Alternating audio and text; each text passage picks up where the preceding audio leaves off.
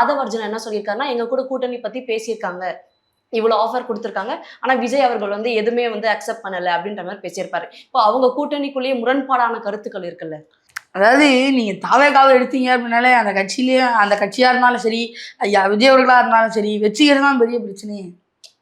யாரை எப்படி வச்சுக்கலாம், யாரை வச்சுக்கலாம் அப்படிங்கிறது தான் அங்கே தொடக்கத்துலேருந்தே ஒரே பிரச்சனையாக போயிட்டு இருக்கு.